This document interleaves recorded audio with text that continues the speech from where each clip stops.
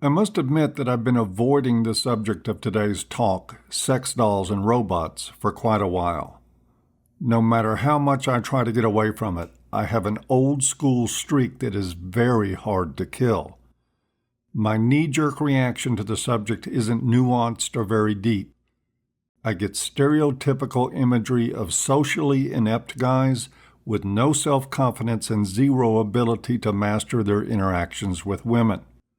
It's the men who are the butt of punchlines and sight gags and B-rate comedies that play off the sex doll angle with a narrative that helps us justify laughing at the profound isolation that underscores the lives of some men. Mind you, I'm not particularly proud of this reaction on my part.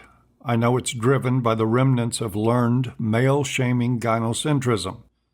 It clings tenaciously to the inner sanctum of my consciousness, refusing eviction. And to that effect, it serves as a reminder that complacency and red pill thinking can turn it deep blue at the drop of a hat.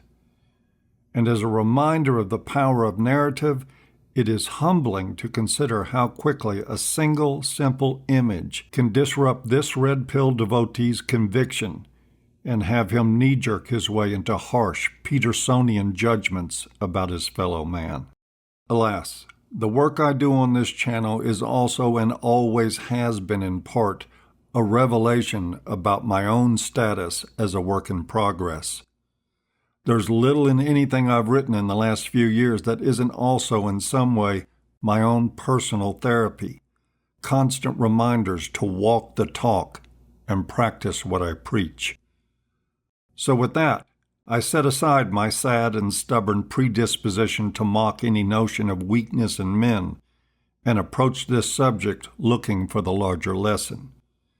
I first noticed this as a relevant topic in the comments to my talks critiquing the state of modern femininity. Someone will chime in with something like, "Sex dolls, that is all," or "Sex bots are the future." Such statements are a regular occurrence around here, and in other male-friendly venues on the net, they are much more of a subject of discussion. Companies producing sex dolls are on the rise.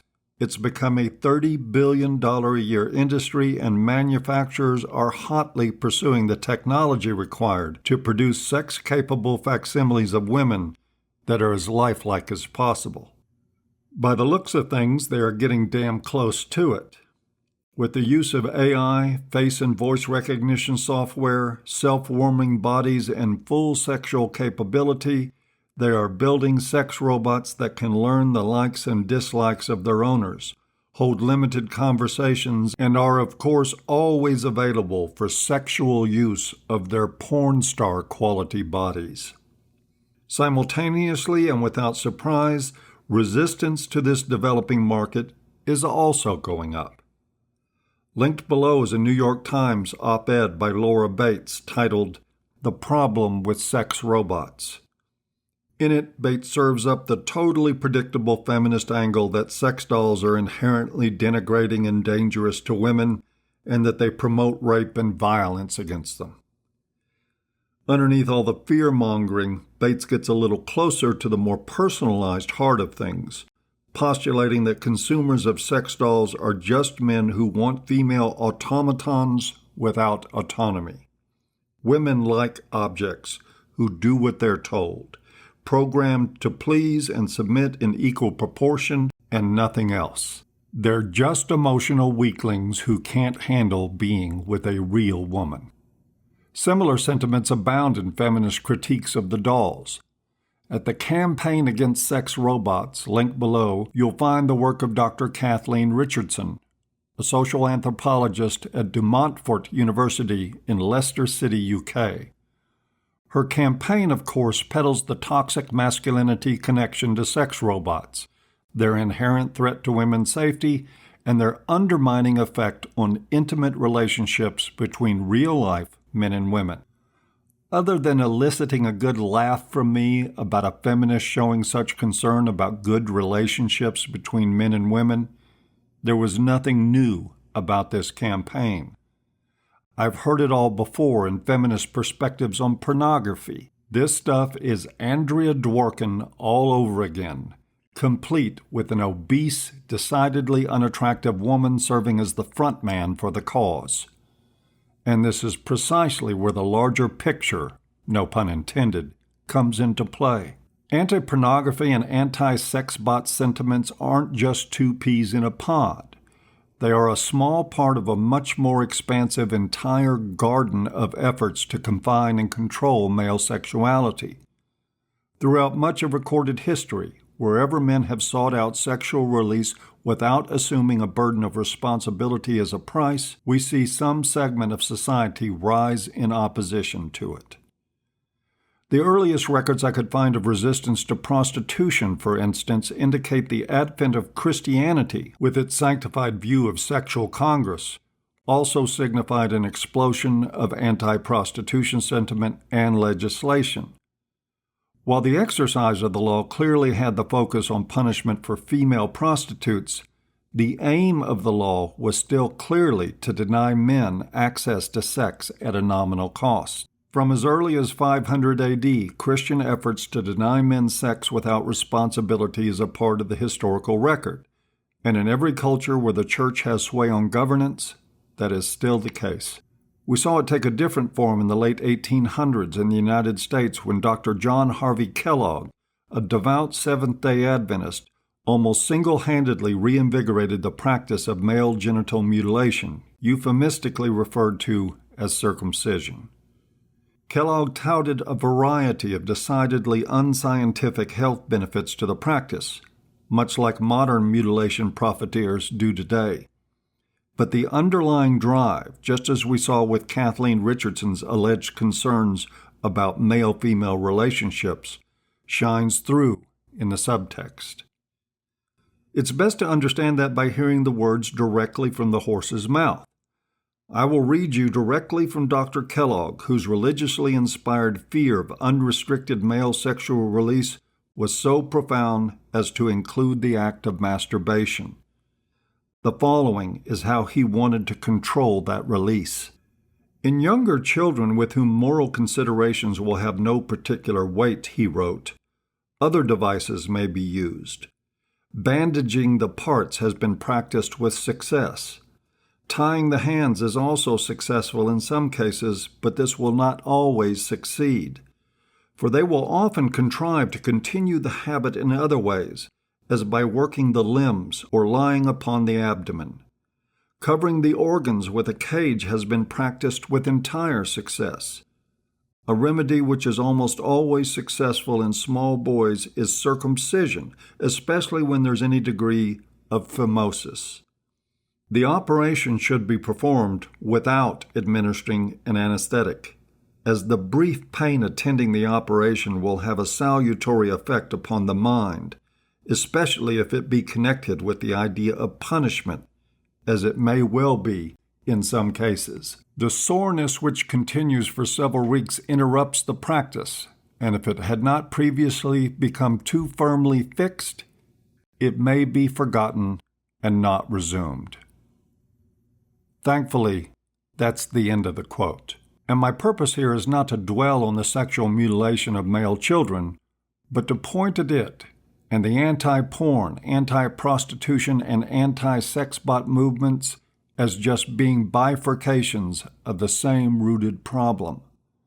The same holds true for all Victorian notions of sex and sexuality, and a huge part of the driving force of modern feminism. In a nutshell, again, no pun intended, all these misguided efforts are ultimately about channeling the male sex drive through a single conduit that benefits women. It's about making male service a requisite for sexual release, even going as far as to mutilate men out of taking matters into their own hands. Okay, that pun was intended. But of course, those methods always fail, as do all efforts to control anything so naturally inclined to expression. We've had erotica for nearly as long as we've had the written word, and porn as long as we have had imagery. It reaches way back to antiquity. And of course, we have had efforts to control all that, most of the modern ones being spearheaded by women who can't compete in the sexual marketplace. It doesn't take Sigmund Freud to figure out what the real threat this stuff is to women who hate it so much. Despite all the backlash, technology, and more accurately, men inventing technology, moved on unabated. Sex robots are now a reality in modern life.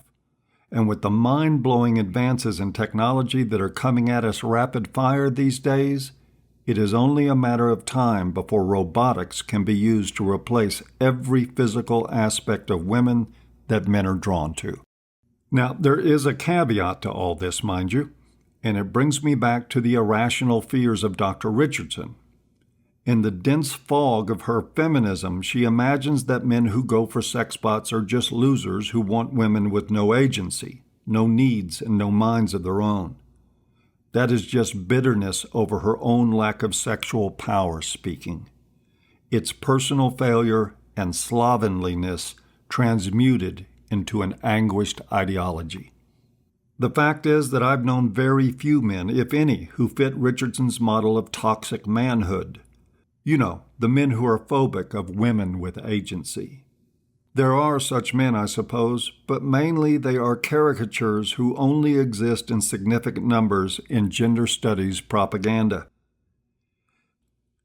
Many men will pass on sex bots for the same reason so many men pass on prostitutes, because they want to be wanted. For some men, a good many I'd say, anything less than a real-life woman acting directly out of the free will and autonomy that feminists accuse men of not wanting will just not do. Men mostly want women because of autonomous behavior, not in spite of it. And that is something that sex bots and prostitutes can't deliver with any certainty in the mind of the consumer. Still, both sex bots and prostitutes will always find a robust market in men that will rely on them exclusively for sexual release. They'll settle for the facsimile, no problem, and money is on the idea that these are mostly very well-adjusted men. It's not that these guys don't want real women with agency and minds of their own. They just don't want the risk and the emotional heavy lifting that comes with them. This is what people like Dr. Richardson confuse with men being afraid of strong women. They aren't strong women. They are weak in every sense of the word. The sex they have to offer comes with a cacophony of demands and complaints. These men have examined the state of women and found it to be a world of wishes and wailing, all for something they can accomplish with their dominant hand, circumcision or no. So, if you want to bemoan men building better and better replacements for women, the obvious place to start finding a solution is to build better real ones. I guess the future looks bright for robotics. And that concludes my talk for the day. As always, I hope you've enjoyed, and we'll see you next time.